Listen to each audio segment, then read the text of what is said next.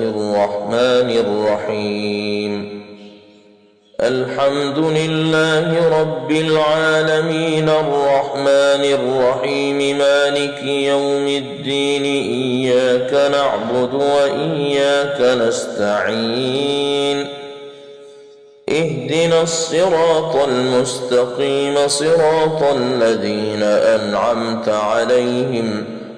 غير المغضوب عليهم ولا الضالين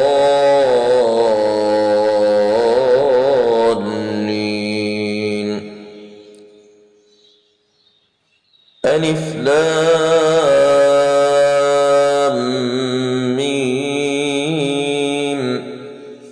ذلك الكتاب لا ريب فيه هدى للمتقين الذين يؤمنون بالغيب ويقيمون الصلاة ومما رزقناهم ينفقون والذين يؤمنون بما أنزل إليك وما أنزل من قبلك وبالآخرة هم يوقنون أولئك على هدى من ربهم وأولئك هم المفلحون إن الذين كفروا سواء عليهم أأنذرتهم أم لم تنذرهم لا يؤمنون ختم الله على قلوبهم وعلى سمعهم وعلى أبصارهم غشاوة ولهم عذاب عظيم ومن الناس من يقول آمنا بالله وباليوم الآخر وما هم بمؤمنين يخادعون الله والذين آمنوا وما يخدعون إلا أنفسهم وما يشعرون في قلوبهم مرض فزادهم الله مرضا ولهم عذاب أليم بما كانوا يكذبون وإذا قيل لهم لا تفسدوا في الأرض قالوا إنما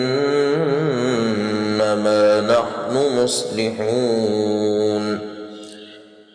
ألا إنهم هم المفسدون ولكن لا يشعرون وإذا قيل لهم آمنوا كما آمن الناس قالوا أنؤمن كما آمن السفهاء ألا إنهم هم السفهاء ولكن لا يعلمون وإذا لقوا الذين آمنوا قالوا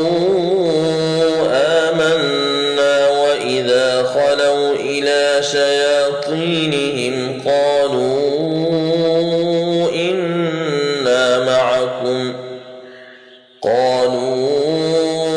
إنا معكم إنما نحن مستهزئون الله يستهزئ بهم ويمدهم في طغيانهم يعمهون أولئك الذين اشتروا الضلالة بالهدى فما ربحت تجارتهم وما كانوا مهتدين مثلهم كمثل الذي استوقد نارا فلما أضاءت ما حوله ذهب الله بنورهم وتركهم في ظلمات لا يبصرون صم بكم عمي فهم لا يرجعون أو كصيب